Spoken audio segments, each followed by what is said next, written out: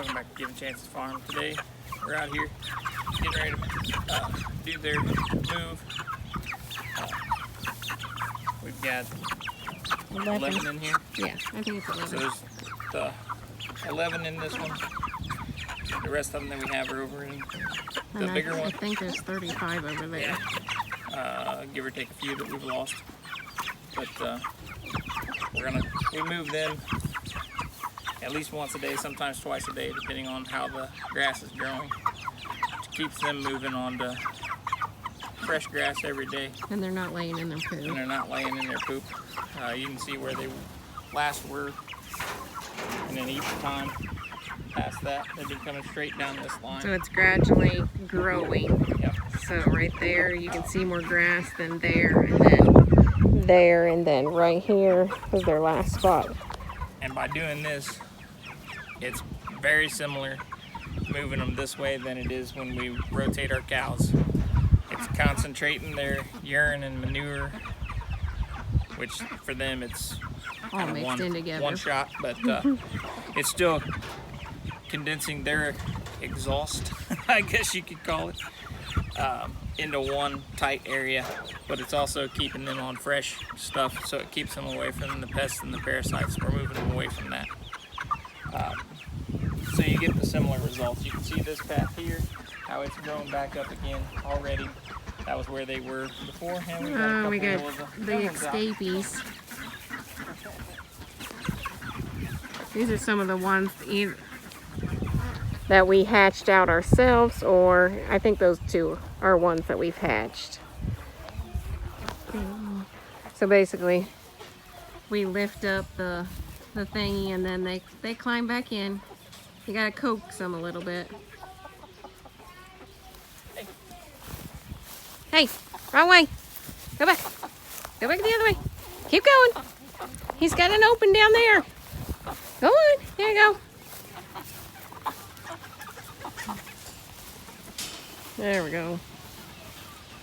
And it's always those, I think it's the same two that get out. But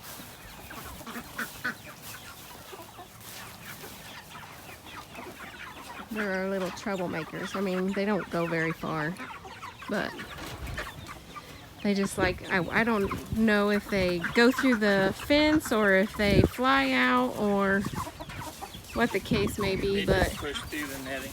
It's always the two black ones that come out. So basically, if I remember right from our count,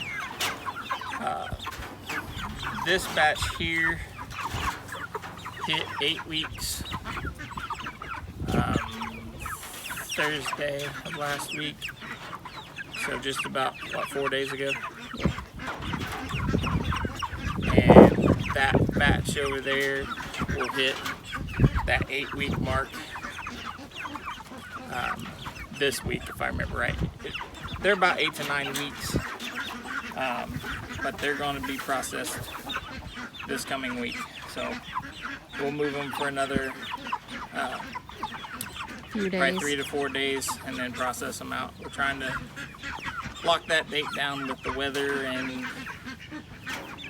availability of help, because we're going to do them all in one shot this time. That'll be the biggest batch that we've done at one time. So what was the last year? Did we do? Last year, the most we did at one time was 30. We did 20 Cornish and well, not quite 10 of the reds, because we kept a few of the reds, remember? Yeah, but I didn't think we processed them all at the same time. The Cornish cross we processed first, and then the reds had to go out. That's right. It was 20 and 20 was the groups that we did last year, I think, something like that. Yeah. Or actually, I think we did 10, 10, and 20. That's what we did. Yeah, because we had 10 of the Cornish and 10 reds, and then 20 later. Yeah. So right now, we put these little strings on them, and then some eye bolts, which his end broke, but they are over a year old and they do sit out in the weather, so the weather may have played some part in it. Yep, that should be good. Okay. But, and then we'll put their food in there and give them some fresh water since it's so hot. Yep. So we'll go over and kind of show you what the other one looks like. It's a lot bigger and has more birds on its feet. If I counted right the last time, there was 35 because the last batch they sent that we lost the 35 and they sent us 2 extra. Yeah. And we ended up losing 2 out of them. Plan to move. Huh? Yeah, I think we got enough room to go back. Okay. Alright. That's what we'll do with it now. Okay. And you can, same over here. You can see the progression, and they've already come down through this patch, and now they're on their way back. They're on basically. their way back this way. So, So you can see the different stages.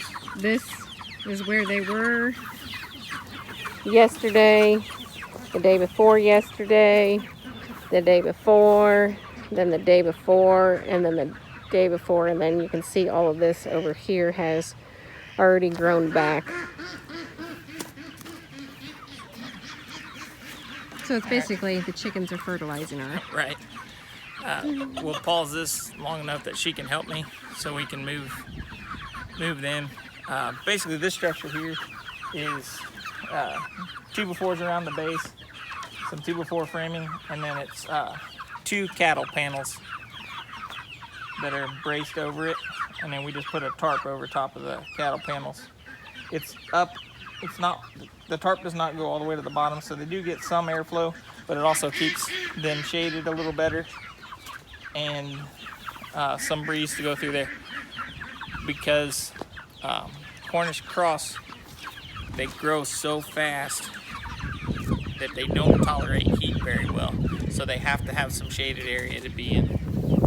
We learned that part of it last year because the first group we did earlier in the year, like now, and then we tried another one that July, August range one, and I think when we did our last it one. was in the hotter season. And the growth of the grass was still plenty well enough, and we fed them the same amount of feed intake even, but our carcass weights were lowered for the later birds just due to the heat. So I can take you over here and show you a little bit. These are a little bit younger, like Tony said before. they're a week. They're a week. Some of them you can tell, which I think are more of the roosters. Yeah. They're the bigger ones versus some of the smaller ones are the hens. Right. But Because we just did this straight around. I'm gonna put this on pause and help him move it. Alright, so now we just gotta top their water off. And basically for their water, all I did was it's a old pickle bucket actually. So it's a 5-gallon bucket that a restaurant used to buy their pickles.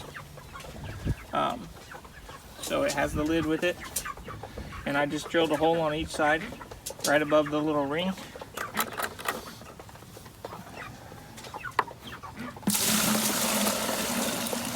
So I fill the bucket up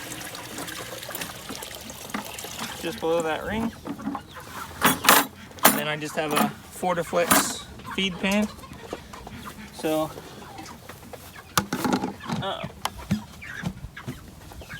I just put a little bit of water in it this time. Normally I don't, but Brittany can get that door for me. Why the chickens are in there working on their buffet? Yeah.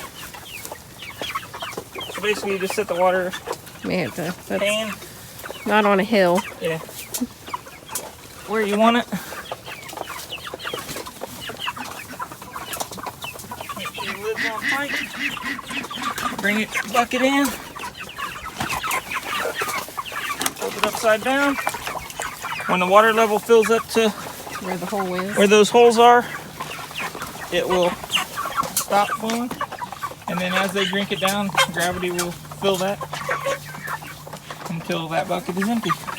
So pretty cheap water. It's easier to clean. It has a nice rim on it, so it holds quite a bit of water in there for them to be able to drink. So they can all kind of circle around it and get their drinks. But we saw multiple people online doing similar, so we figured we'd give it a shot. We used it last year in both of the A-frames, and then we used it in here this year, and really like it. I mean, like I said, it's pretty easy to clean it and everything. So like I said, Let's take a hard bristle brush. these groups have about another 4 days or so, and then we'll set up our processing stations and get them through, and then vacuum seal them. And I think some of them this go around we're actually going to piece out for ourselves also, instead of just freezing them as whole birds. So Yeah, Yep. that way we can get a little bit more freezer space that We way. eat a lot more of the breast meat and the different types of food that we fix, so Right. I'd like to breast them out and Right. leg them and all the other Yeah. parts.